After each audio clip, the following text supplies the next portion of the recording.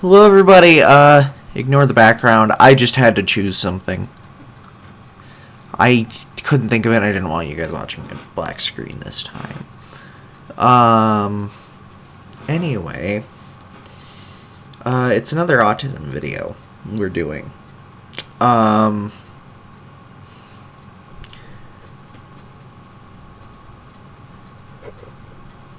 So, what I want to talk about was special interests, specifically mine.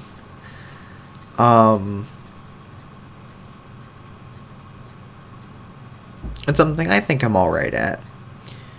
Definitely not the best. I have a second channel. I'm not going to link it or anything, because we only have one video on there, and it's so horribly out of date. But it's world building and theoretical government, which is admittedly a little weird. I know that, but I don't know. I felt like I had to make this because I don't know where else to put my creativity. I want people to talk to this about because my friends don't get most of what I talk about. Neither does my family.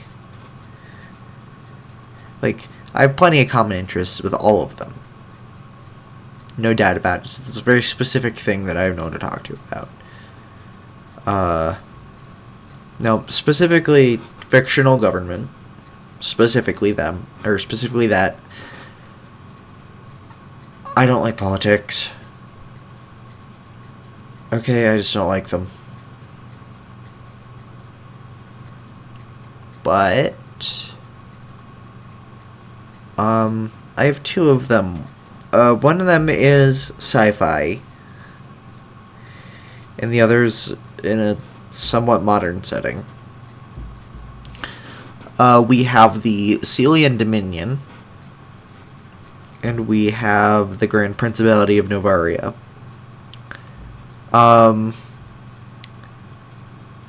Novaria is better developed and makes a little more sense. The Dominion, it was originally just something I made up because I wanted to play a game with a Nerf gun alone. I still have the mask I used for that somewhere. I don't know where it went. Not like I have a face cam or anything, so I'm not gonna worry about it. But yeah.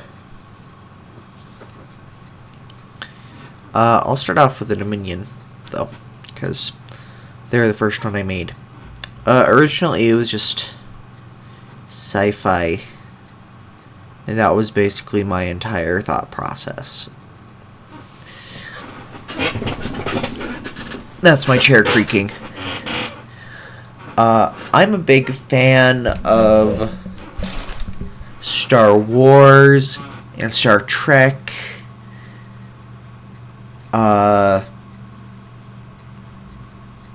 Outlaw Star, bunch of anime, all sorts of stuff. And I'm like, I want to make my own thing in my own world. And thus, the Celian Dominion was born. Originally, they were just super simple. I was in 4th or 5th grade at the time. Like, I've had this for a minute. I graduated high school last school year. But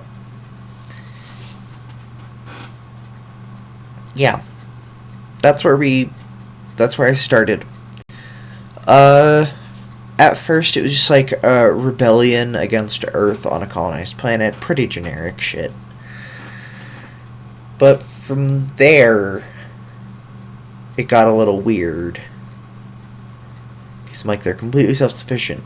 How the fuck does that make any sense? They have a population in the billions. Okay, how many planets do they have? Shit. And it just kept going on and on and on for a long while.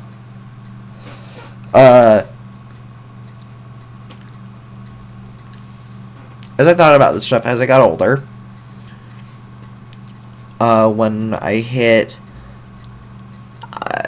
6th, 7th grade, something like that. Because me and my friends on the spectrum, ADHD, we don't really care what people think all that much. Honestly. We just do what we enjoy. But I'm like, hey, do you guys want to play a game? I have a race called the Dominion, the Celian Dominion. Then Dizzy and Daybreak, actually, they both appeared on my channel on numerous occasions, though not anywhere near recently. They're like, hey, we have our own races too. And this is when we started what we decided to call the Alliance of Three. Predecessor to the modern variants. We had the Celian Dominion, the Trasmanians, and the Ascidians. The Dominions started getting more developed at this time. I started writing more down about them. I'm like, they have a tiny population. But they don't... and they're militaristic, but they don't... only about 2 billion of them are actually in military service. The Dominion has one of the largest territories. But in the stead of humans to fight, because they need as many people as possible to be working, they use drones. And initially I'm like, okay, this sounds fun, but it's like, sounds a little too much like the Separatists from Star Wars, the CIS, the whatever you want to call them. The droid army. And I'm like, I don't like that. I know they have a low population. And then I started defining things more from there as well. Number one, the Dominion is extremely dystopian. It is beyond a surveillance state with where it is.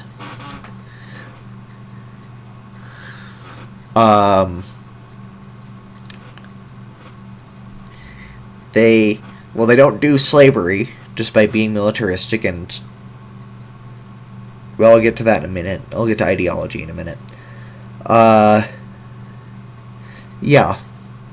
But from there, you do have things going on.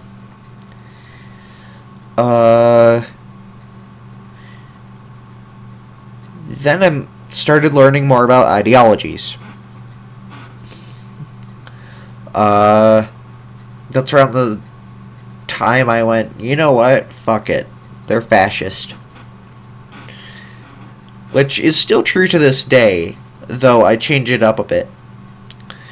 This is actually important for Novaria, too. The Dominion is made up of 2 groups. The first, which is just their home system, which is 5 planets. Only 2 of them are actively inhabited. Or no, 4 of them are actively inhabited. 1 of them isn't. 1 of them's only a little active most of the time. But they have Sarah Celia, the Empress. It's an Empress in a very Napoleon fashion. So in reality, she's just a dictator. And you have her 5 planets.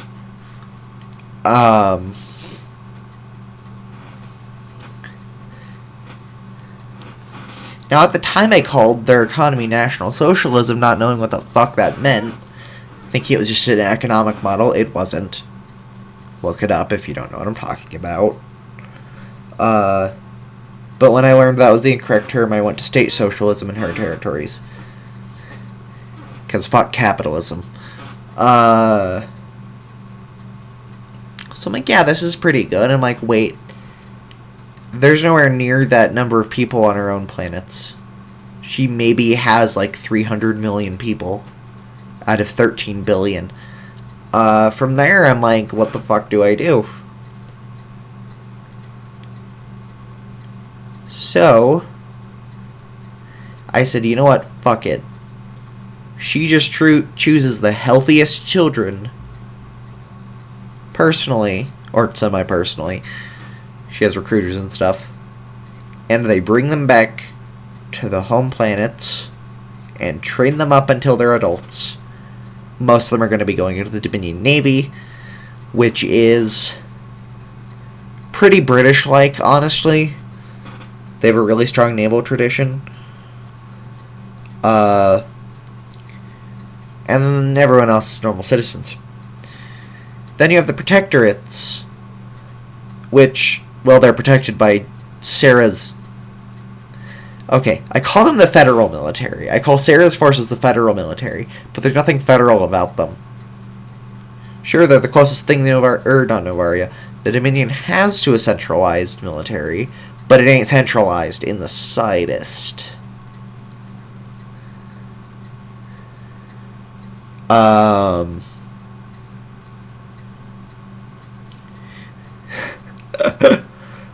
Yeah. That's how it really started to build up. From there, more stuff happened. Again. Because, well, I didn't think of ground combat at the time. I'm like, what the fuck does the Dominion throw onto the ground? And I'm like, they don't have a large enough population to just waste foot soldiers. So I'm like, they have Titans. I was obsessed with Titanfall at the time. Big robots. The only difference was they're autonomous rather than piloted. And they don't have any cockpit. But later, like towards the end of the Alliance of Three era, I said, oh god, fuck this. No. Bad. And I'm like, I need something more. So I came up with the runner drone. Now from here, the Dominion drones are in two categories. Space and ground. The ground ones are deployed from massive dropships that are roughly the size of a destroyer. And they're just poured onto planets by the literal fucking billions. Annually, about 200 billion of them are knocked out. Now, here's the thing with the Dominion. Though they're isolationist and they have a tiny population, having a tiny population also means they can extract a shit ton of resources from a bunch of different places and have to only put a very, very small amount of it back into the economy. So they can be one massive war machine with seemingly endless resources without problems. And that's the philosophy of the Dominion from here on out. From this point on, is sheer fucking numbers. Nothing else, just numbers. You can literally take out a runner drone with a decently powered BB gun. Though the problem comes with is that there's usually more drones than bullets. Now, the Dominion doesn't just waste drones on a wide front. It's not so much like Soviet counterattack during World War II where they just pushed them back on a wide front because they expended their resources. What the Dominion actually does is, and I chose this later, much more recently, was they send, you know, like a few squads of bio-enhanced foot soldiers in there, along with some auxiliaries, which are soldiers from the Protectorates that are just voluntarily or involuntarily taken, and they fight alongside Sarah's, the federal forces. They're not federal. I just call them federal because that's their official name in the universe, even though they're not. But from there, shit goes down.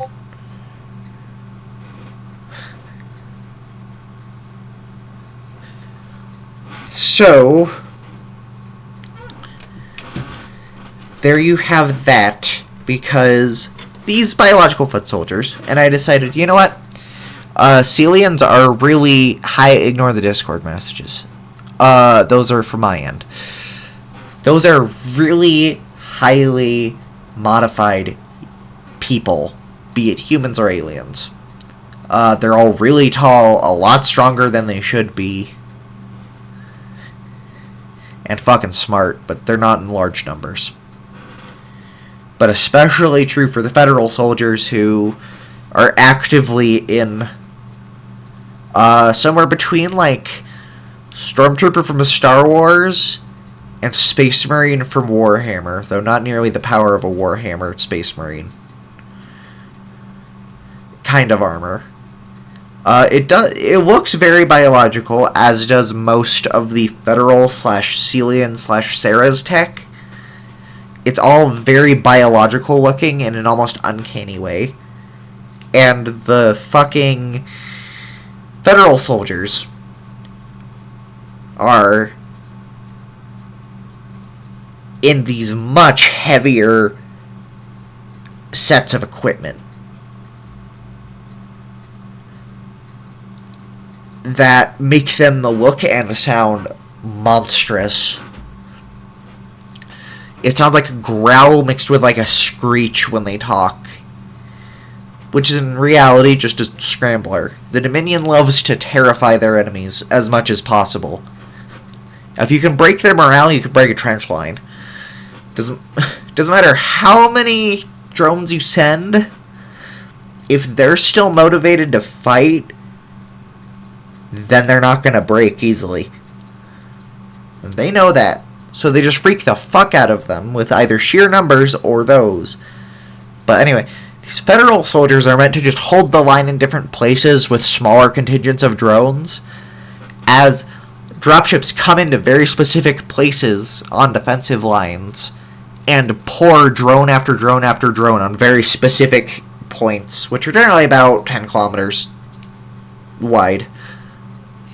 With how many drones the Dominion deploys, that's such a tiny area that it's not a problem. The Dominion on 3 occasions has canonically put enough drones onto different areas of planets that it looked like the planet's landmass was moving in places. These drones are mostly solar powered, but they also have biogenerators, and they can also process things like radiation for power. They're a big fucking problem. Again, they're easy to kill. They also have infrared sight instead of like a normal camera. It just happens to work better for the Dominion. Anyway, that is the end of the first era of the Dominion. The second era is what we call the Alliance of Many. Now, I will explain that the Tasmanians and the Ascidians were both horribly overpowered. The Dominion was too.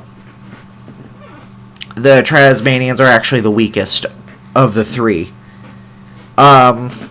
In this one, we had Order join us in the beginning, and apparently he made a race too. Now, this is a funny coincidence. He made a race too called the Vulcarians, who are just fox people. Then,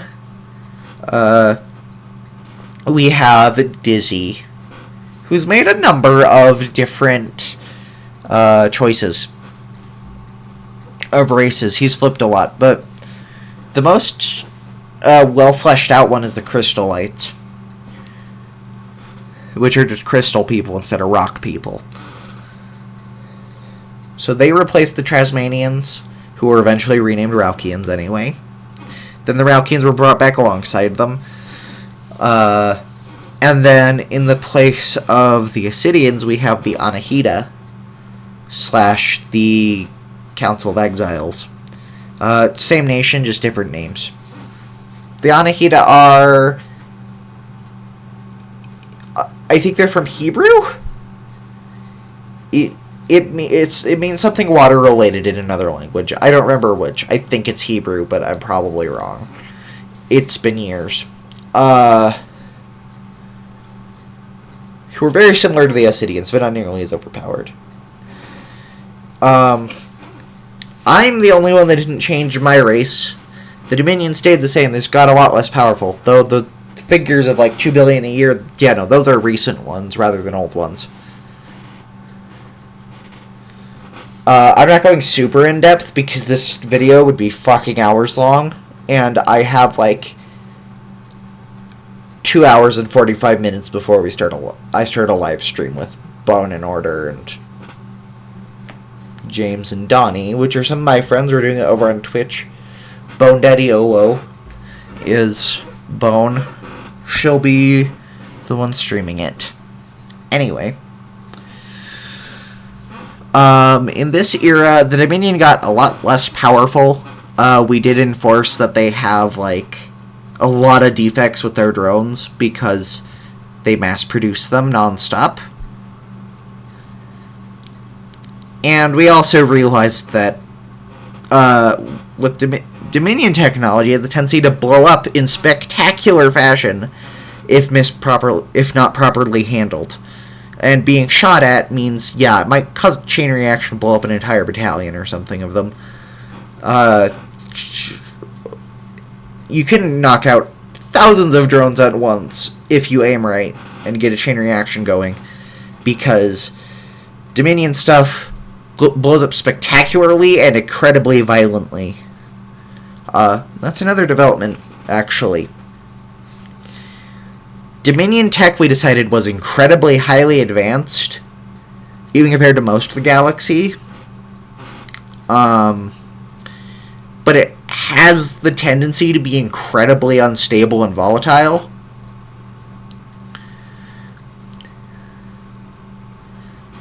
Just by its very nature.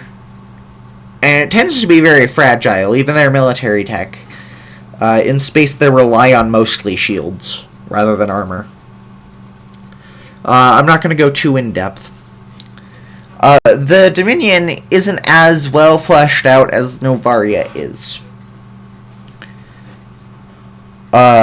It's in space. There's a lot of area to add on to it, but I ran out of ideas, and saying individual protectorates is useless because here's the thing.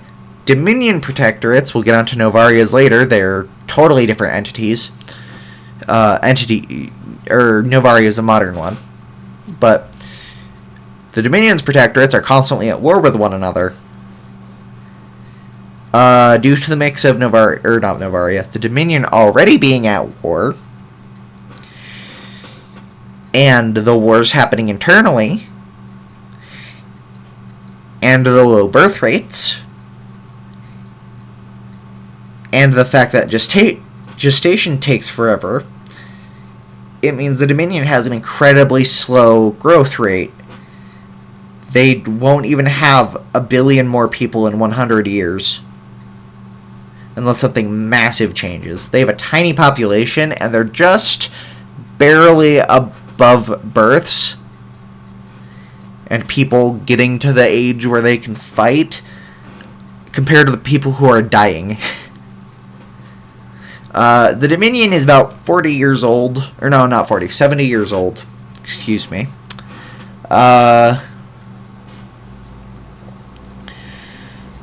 But they've been in constant war since their beginning. I also got into more Sarah's Rise, like really recently, this year. And basically decided, okay, she's basically Napoleon. With how she took power, she's just basically Napoleon. Which was interesting. So yeah, that's the end of the Dominion segment. Not the Alliance of Many. From here, the Alliance of Many has a metric fuck ton of more races, other than just the Ascidians, Ralkians, / Trasmanians, and the Dominion. We also have the Archites, who are generic ancient alien race that can do whatever the fuck they wanted in their time. The Zaxels, which are a joke race. The axolotl people, who are basically just feral dogs that regenerate quickly. They're named after axolotls. They're just axolotl people. You have the Vulcarians, which are orders, who are the other military power of the galaxy. They're the direct counterparts to the Dominion. They tend to... or not even tend to. They have fewer ships, but much bigger, more powerful ships. But... and on the ground, they have... well, basically soldiers in power armor, like Fallout 4 style power armor. Basically. That's just a rough way of saying it. I don't know how else to put it. We have the Seok, who are the Vulcarian rivals. We introduced rivals. We have the Council of Exiles, Anahita, and one other race that's somewhat fleshed out that I don't remember. We have the Coex, who were another who are a very old creation, also from Dizzy. That one of our members took up themselves. They're a corporate entity, but they're essentially the closest thing anyone has to a galactic government. They just trade with literally everyone. It doesn't matter who, it doesn't matter how sketchy. You have the Spirits, which are Bones race. They're not well fleshed out, they're spider people. You have the Scoopfarians, who are... basically space Germany. Efficient, mechanically gifted, and very, very good engineers. Initially, we didn't know what the fuck they were going to do, because they're from another independent system outside of the galaxy. A real one, at that, actually. They're based on a real place out in space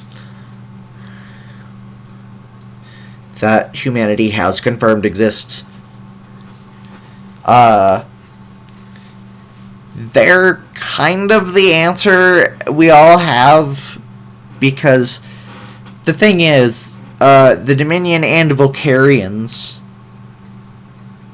and their rivals are all really militaristic. And in particular, the Seok are, like, rabid. Then we have pirate clans. There are a bunch of pirate clans. The Bloody Mary, Intelligent Runner, we might as well not name you. Outside the Galaxy Space Station, Defender Clan, Wishy-Washy Clan, Hidden Hand Clan.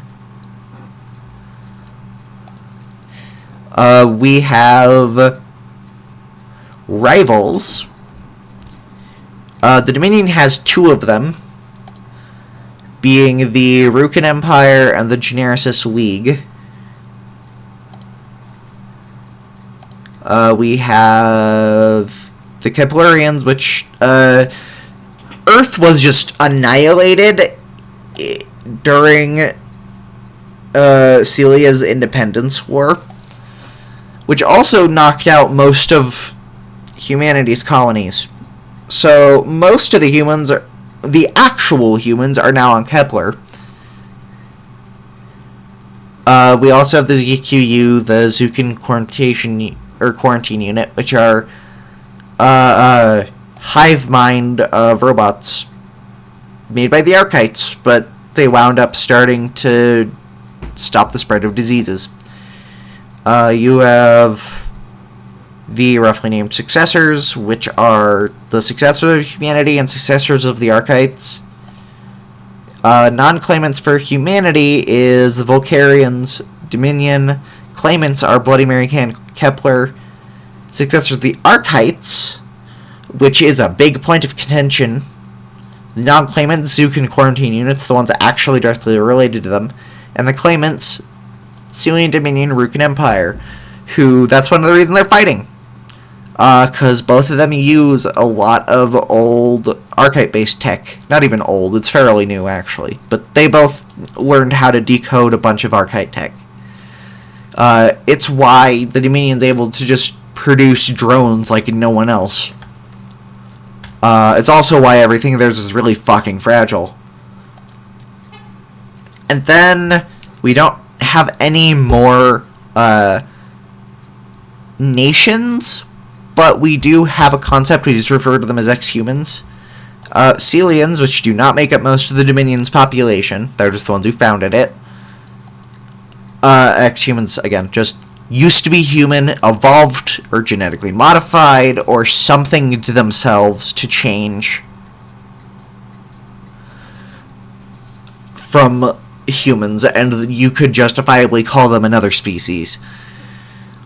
We have Celians, Vulcarians, and Dolon. Dolon are the most common, I think. Oh no, it's Dolon. They're the most common overall. And that's it for the Alliance of Many. Then we have a Novaria. Oh boy. Novaria is in a setting that I keep changing. We have another group for that one, because the Alliance of Many is a group of people, not just myself. It's me, Dizzy, Daybreak, Order, Bone, and a bunch of other members. From there, though, we have Novaria and Proxima Aurora. Novaria's in a mostly modern setting. It's roughly equivalent to like 2008 with some magic, depending on which variant. I have a bunch of different variants of Novaria. I make myself stories because I'm bored with it out of AI, or with AI. ChatGPT, Poe, a couple of others.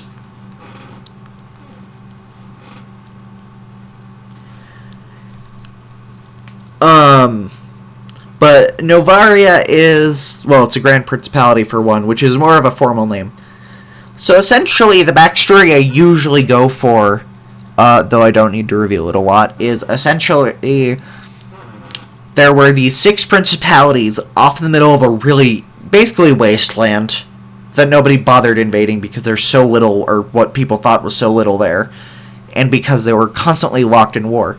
Now, theoretically, these principalities were once parts of an old kingdom that was here. But, still.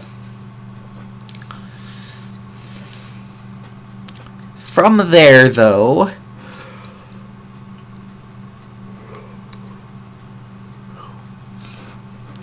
one by the name of Regalia. That's what I chose their capital. I'm putting that in quotes. I'll explain in a minute. To be, because I liked the name. I think it felt right for theoretically royal capital.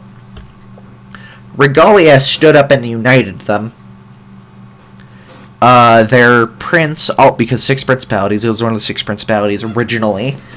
Their prince, which was a commoner, put on the throne by the people who rebelled against their actual prince.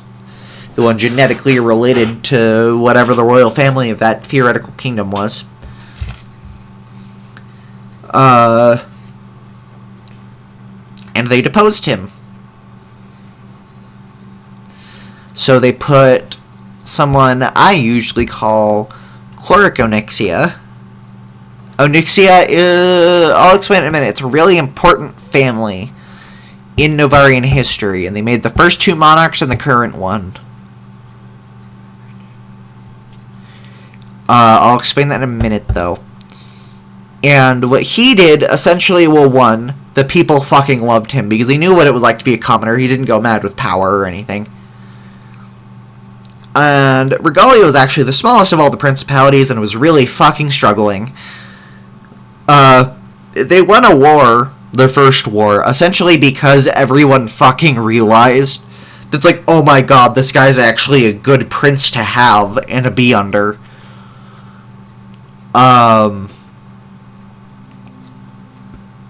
Cause he was one of us once. So a ton of people started to follow him.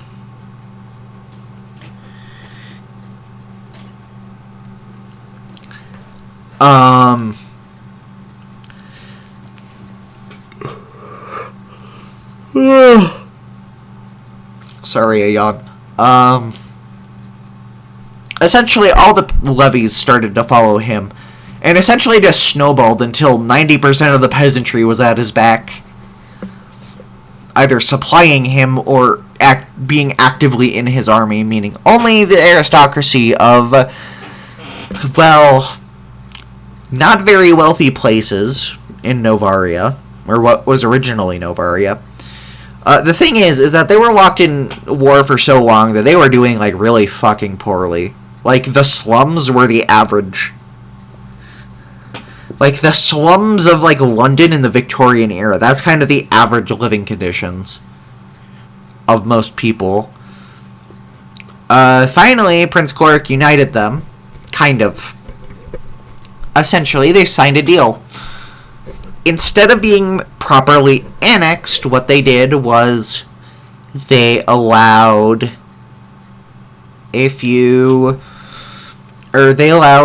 all of the principalities to stay relatively independent.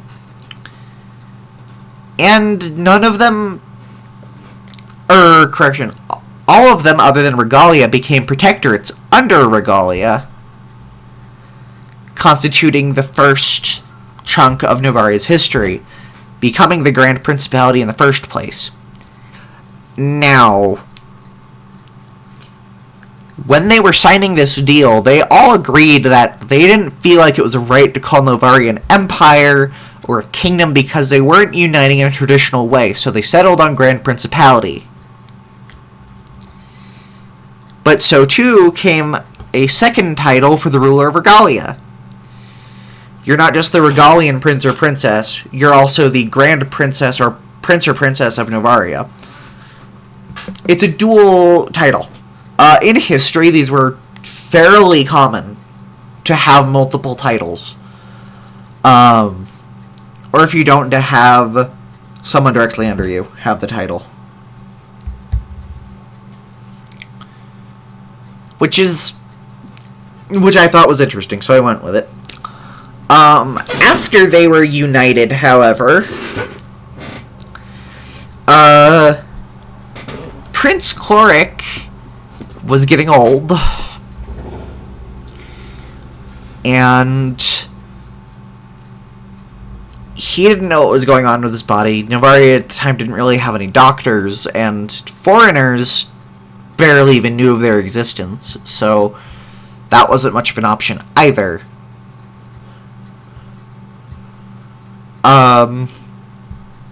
And he's like, I need to pass it on.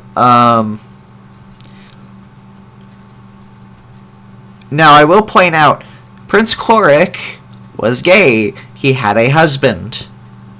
I'll explain it in a bit. Sounds weird for a fucking monarchy, but you'll see what's going on. Essentially, not even essentially, he just called him Sasson on himself and named his niece his successor. His niece, Grand Princess Islaine de Onyxia, who was 16 at the time, took his place.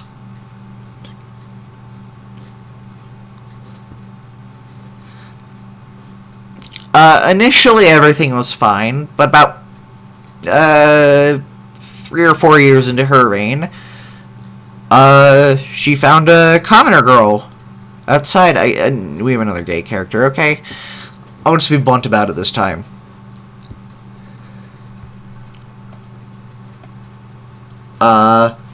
It's like, that commoner girl's really pretty. I want to go talk to her. And it's like, okay, went to talk to her.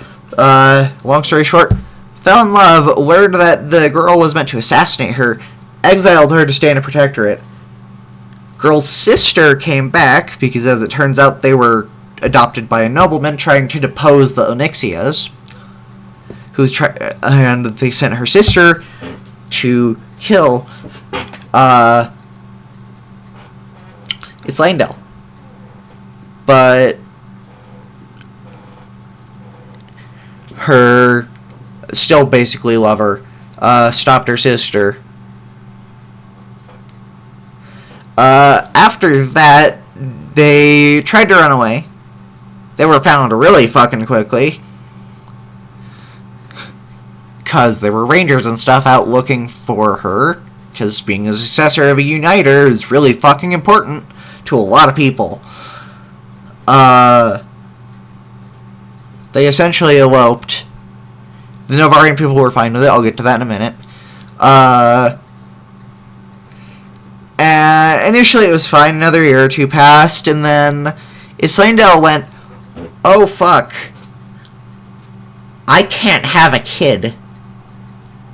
So what she did, she decided to make a major reform, which was sorely needed, because the nobility still included all the different prince and princesses and their respective courts, which is fine. Having those rulers, that was the agreement. However, it's more the courts of the various prince and princesses that were a problem, because they had a lot of nobility in them that were very conniving. People who wanted power badly and money. So she went, "You know what? I'm going to make the next monarch, and hopefully the monarchs throughout the rest of our history, to be elected by the people instead. They'll be elected for life, but I want the people to elect them to make sure the people are taken care of. Anyone with the right abilities and skills can work as the Grand Princess or Prince. Doesn't fucking matter. Commoner to ex-aristocrat." Then essentially the nobility said, "You know what? Fuck you. You're taking our power from us. We don't get influence over a royal family anymore," so they tried to fight. Of course, they expected all the peasantry to just back off like they used to. They still remembered Horik's whole army shindig, but they're like, "Hey, we're unified now. Living conditions are getting much better. We're probably good." And then the people, along with Islaindel's brothers, she had two of them, kind of showed up and said, "No, nobility, fuck off," and a civil war started. 16 years, or not 16 years,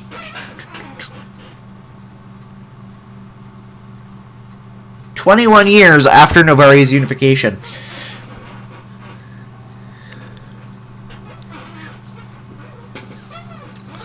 It didn't last very long because the nobility were horribly outnumbered. And thus came a major economic shift as well. They turned socialist before it was cool. Everyone took care of each other. State socialist. Excuse me, they're not just straight up socialist. Most positions turned to some form of election, though a lot of things are communalized. Or communized, however you want to put it, in that time, and they're like, "Nope, that's good. We can do this." So there we go. Let's do this. Yeah. So it was alright. Mind you, those elections, again, anybody can be voted in. So when she died, her wife was removed. She still kept the title of princess consort, because still her title. At that time, they were granted an estate. They adopted a bunch of kids over the course of their lives. So in that estate also lived all of them, as well as the ones who eventually had their kids become most of the rest of the Onyxian lineage, as most of the adopted kids moved off and are just like, we want to go our own way and not be part of the Onyxia family. That's a that's a big deal. Most of them. A couple of them stayed.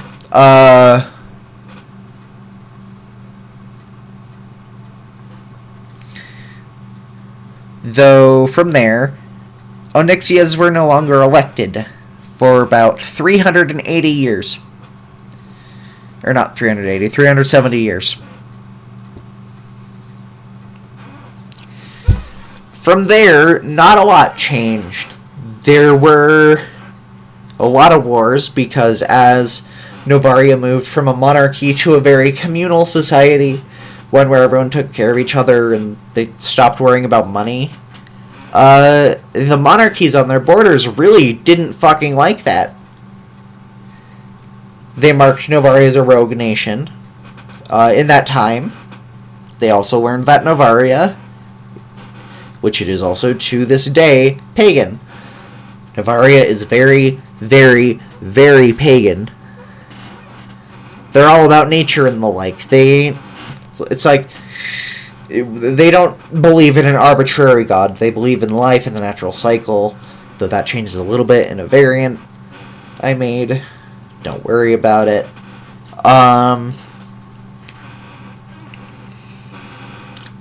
Over the course of those wars, that's how they learned. Because they got into Novaria, it's like, what the fuck are all these shrines? These look way older than our religion. Oh, wait a damn minute. Oh, wait a minute. From there, though, monarchs came and went. More towards the present, they had a string of some really fucking awful monarchs. People who just got bad people in their cabinet, or just weren't good people themselves. People who didn't actually care for the people in Novaria. Most of them were seized and arrested and executed publicly.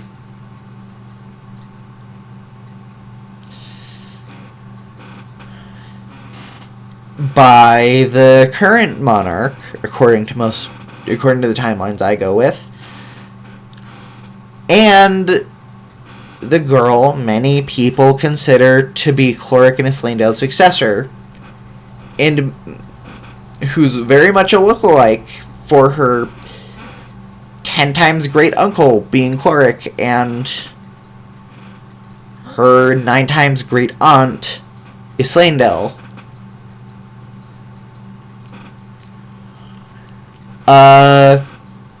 Grand Princess Rosa Cloric Onyxia II, or Rosa and Cloric Islandale Onyxia II. Second person of that name. She has really fucking bad PTSD from something that happened, but stuff didn't process right, so she's just kind of without emotion now.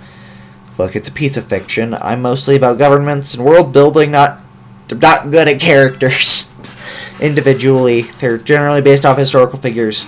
Actually, Rosalind was kind of based off Napoleon, like Sarah was. Mind you, the Dominion was actually like a basis for this, but it changed over time. The Dominion...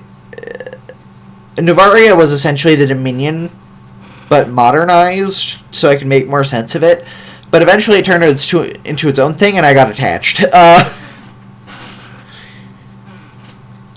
But now we have Rosalind, the most authoritarian Princess Regalia and Novaria have ever seen, at least in a united form. Now, I'll explain the Protectorate system, which is super fucking important. Regalia is the tiniest part of Novaria. It is only 100 kilometers squared. It is so fucking small. It's one city. It is a city-state. It was back in the day, too. Regalia only won. It only took the thrones. Or not, it didn't take the thrones, but it only got the other principalities under its wing because levies are just like, this guy's way better than our current leader. And he says he'll liberate us, and we actually trust him because he was a peasant like us. And he's trustworthy, so it doesn't matter. Over-explaining that. It only has about 300,000 people in it. Now, Novaria overall actually has a population of 36 million. So Regalia is fucking tiny. What Regalia is, however, is the suzerain of what are now 26 protectorates. From 6 to 26. It has literally 10 times the territory it used to at its very start. Now I will say, Novaria is largely themed off of Poland and Finland, but it's very much its own thing. But it's not bad.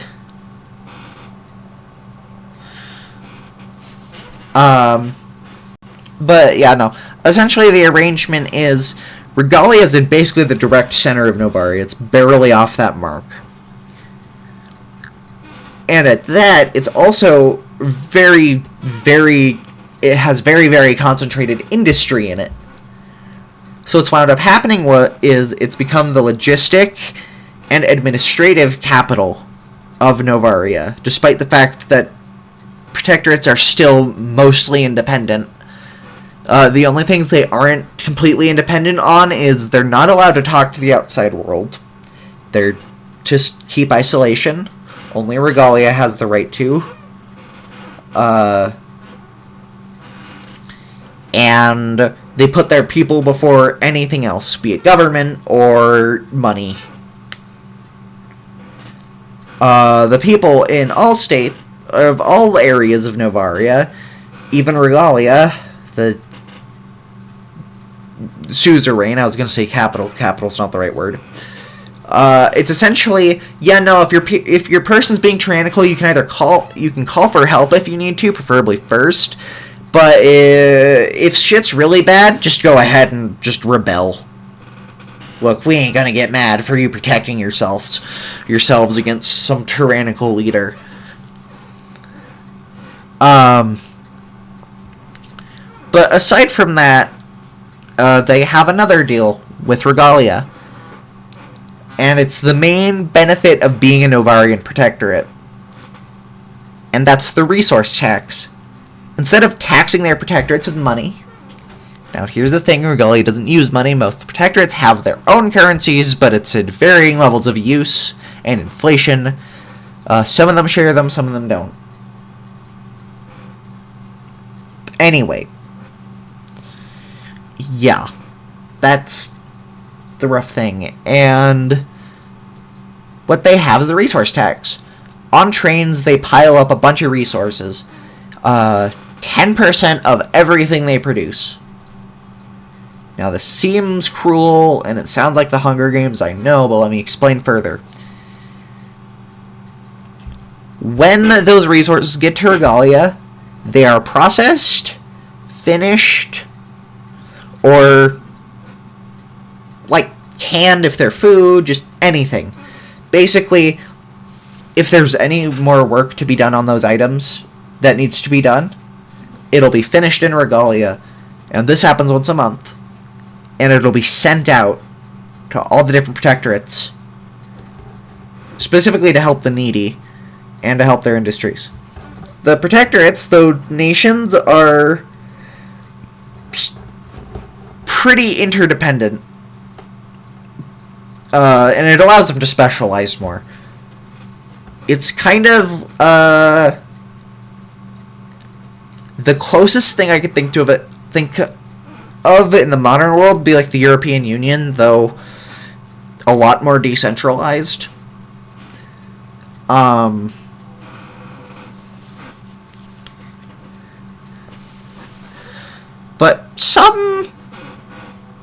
But there's 8 of them on the outside, 8 protectorates on the outside, and there's a bunch of different classifications of protectorates. The main one being border and non-border. Border are out on the borders of Novaria. These ones, they're usually, or all but one of them are like really heavily industrialized, and the one that isn't gets equipment sent to it. But essentially, it's Regalia will send you more resources, but you need to have an oversized, well-funded, well-equipped, and well-manned military just in case someone tries to attack us. Because to the outside world, Novaria is also isolationist, like the Dominion. They try to keep up that they're one country. They're not, and in many aspects they are. I mean, Regalia, the capital, or suzerain, more accurately, it has strength. It can establish diplomatic ties should it need to, though it usually doesn't.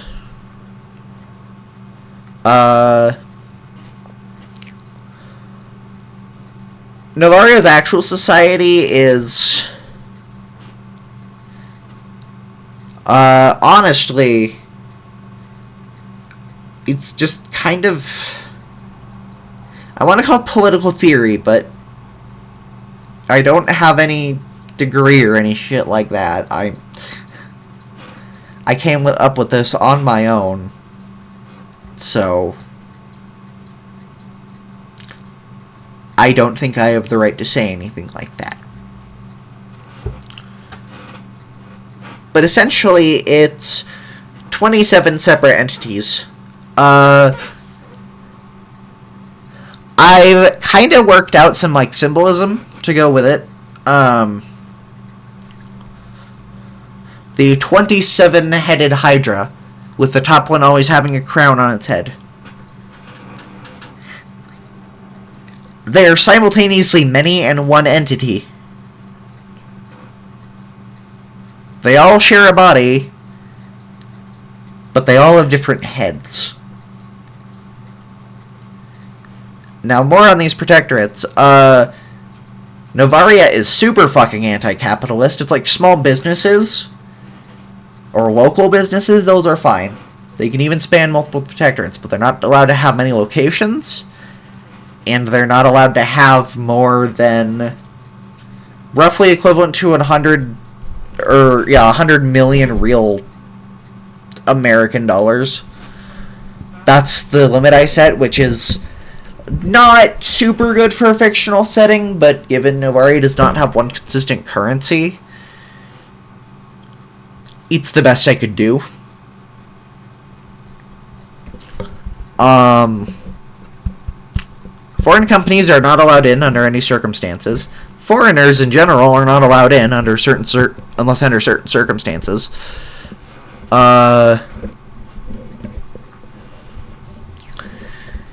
And the protectorates themselves, they're allowed to be whatever they want. They can be monarchist, they can be fascist, they can be communist. It doesn't fucking matter as long as they're taking care of your people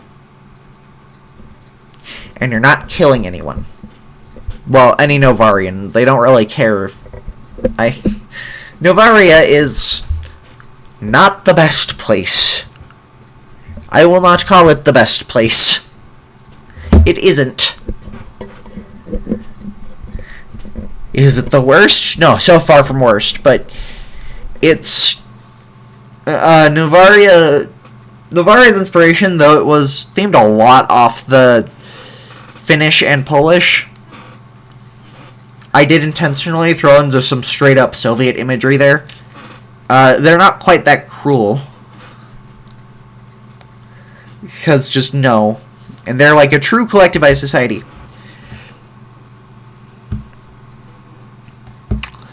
But yeah, no, the different protectorates are totally allowed to have different ideologies. They're even allowed different economic policies. I may have already said that. They can be capitalist, they can be socialist, they can be control, they can be whatever they want. As long as their people are taken care of. People come before government or money or economy or anything else. Are your people in good health on a wide range? And are your people, or do your people have reasonably decent lives? Like, are they not all starving? And on top of that, the economic aid provided by Regalia is super fucking important because that solves most of the issues many of the protectorates have.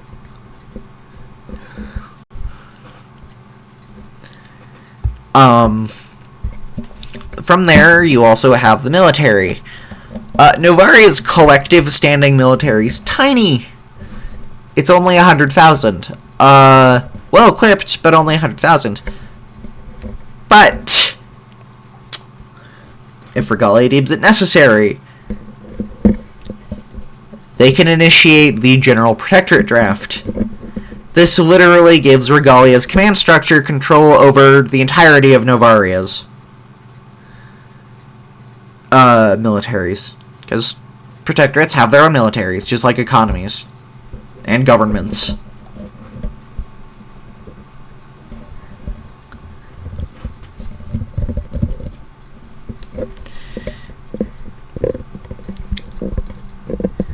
So that's something they do a lot.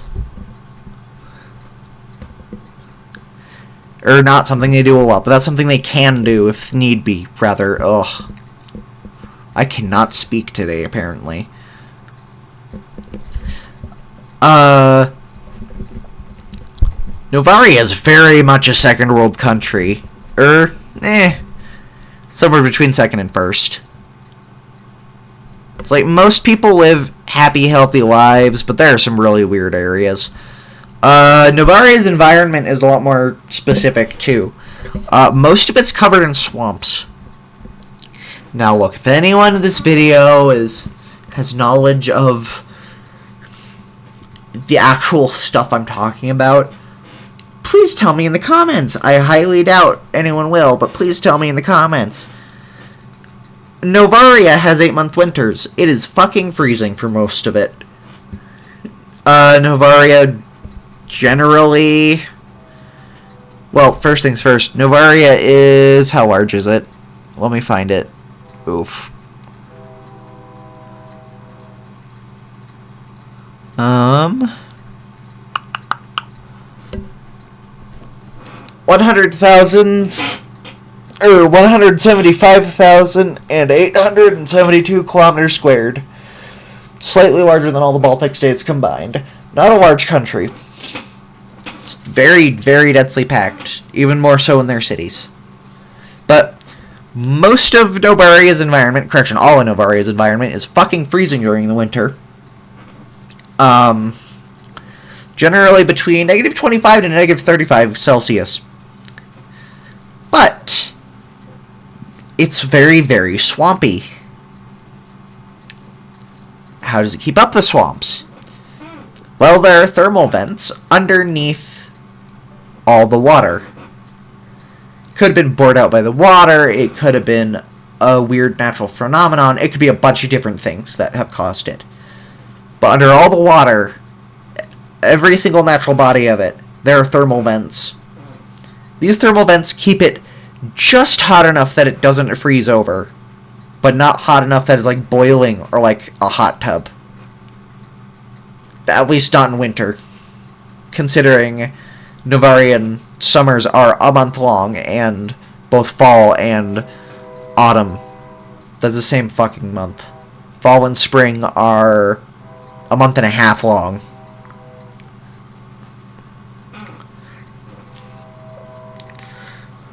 Which is messy. But what the heating does cause is a fuck ton of precipitation. Novaria is cloaked almost endlessly in mist and clouds, making it so dark that it's basically nighttime. It's eternal twilight for 97% of the year. The other 3%, yeah, there's some sun, but not a ton. And it's less the sun breaking through the clouds, the more the clouds are thin enough and the fog's thin enough that you can see some light. As a result, Novarians, being isolationists, because nobody wanted to touch them during their series of wars against each other that destroyed who knows how much of history for Novaria, they didn't want to get involved in that. Because it's fucky. Novaria actually reclaimed its ancestral homeland, which make up all of what is now Novaria. Novaria is not a large place. Anyway. Yeah, fuck, what was I on? ADHD go burr.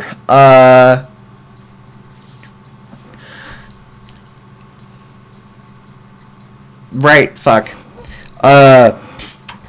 Novarians are extremely fucking pale. They're nearly albino. And their eyes are a lot more sensitive to light.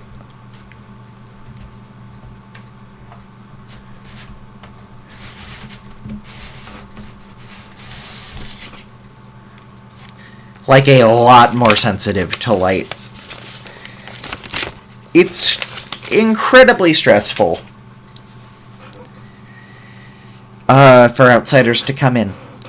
The warm water also affects fucking wildlife a lot.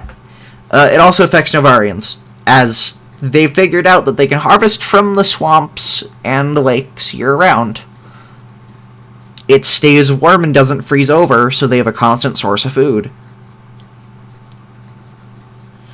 Most of what they eat is plants. Novaria is extremely biologically diverse.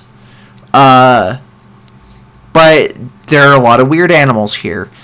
Most of the animals in Novaria have little to no melanin in their fur. This also goes for Novarian hair.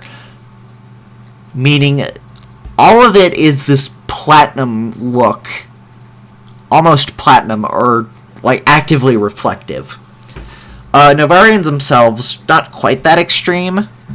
For example, like, if someone has, like, fiery red hair, like, naturally, it's like a pink in Novarian hair. Or if someone has, like, platinum blonde, it's just straight white, almost, with a slight yellow tinge. Novarians, probably because of the lack of biological diversity, also have really strange eye colors. Now, I just did this because it was fiction. I thought it was neat, and I thought it made sense for really isolated people. Especially in such an odd environment that doesn't necessarily make sense. I tried to make as much sense as possible, but I don't understand how all this shit works all the time, so I tried to give some half-true reasons to make it make sense. What was I talking about again? It doesn't matter. But yeah. There's a whole bunch of weirdness happening. Novarians have really weirdly colored eyes. The only, like, normal human eye color they have is, like, blue. From there, they have grays, which are possible in real humans, just really, really rare. Pinks, purples, reds, really odd shades of green, yellows, cobalt, platinum, that kind of thing. Like, really weird eye colors. Otherwise, in terms of features, Novarians look very Germanic. So, Germany, Austria, Switzerland, and the Nordic countries. And the Czech. Czechs have fairly Germanic features. And the Netherlands and England.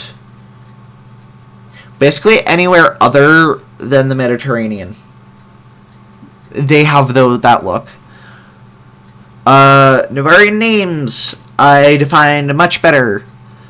They speak a really odd mixture of Polish and Finnish. Their script is... It's like you cut off parts of each letter, and you either fused a piece of Cyrillic or a piece of Latin onto its equivalent.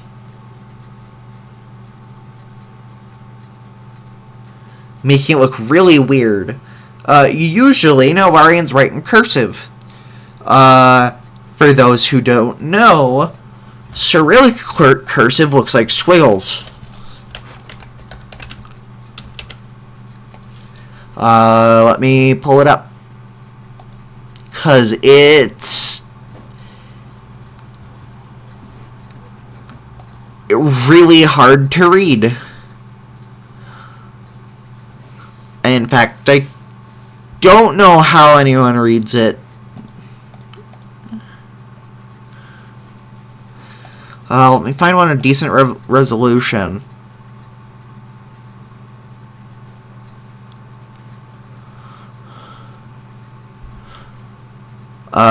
That's actually a really good one. I'll save this image.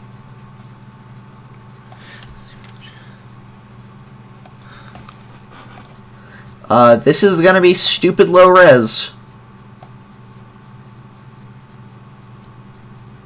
There you go. Have it.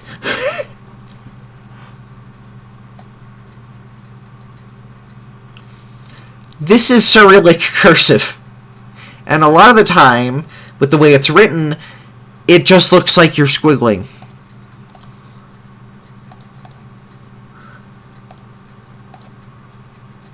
Oh no.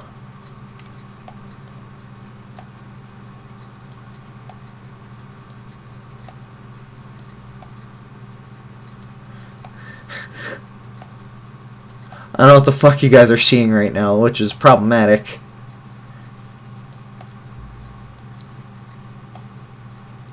There we go. We're back. But, yeah, no,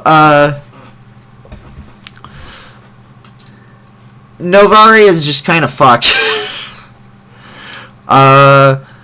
Both the Dominion and Novaria, now this is a topic I want to get into now, are really fucking harsh in how they do things, and particularly the Dominion has a concept behind them that I love, and that's advanced technology, primitive society. In both Novaria and the Dominion, public executions are held for particularly bad people, like murderers and arists.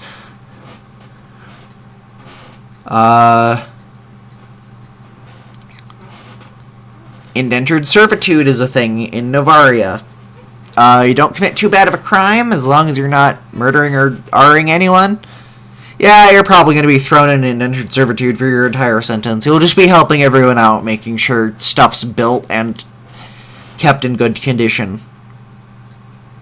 No, you aren't being paid, but you're paying back society and probably learning new skills like those you need for an electrician or a construction worker. Mind you, most construction workers are indentured servants, but that's besides the point.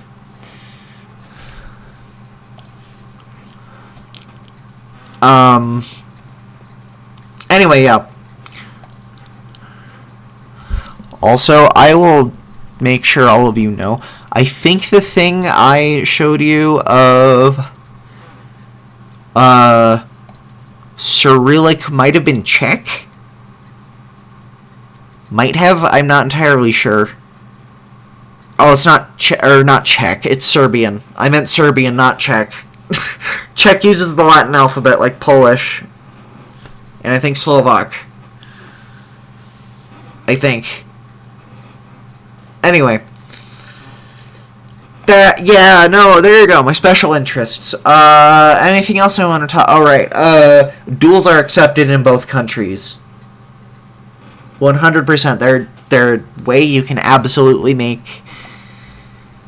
or you can solve problems as long as both parties agree to it. And you're not actively killing them. Actually, the Dominion doesn't care. Novaria cares. The Dominion doesn't care, though. Look, it might not have a lot of people, but one person out of 13 billion is basically nothing. So, as long as not everyone's doing that, which they don't, it's not that bad. So, yes, there you go. Fuck.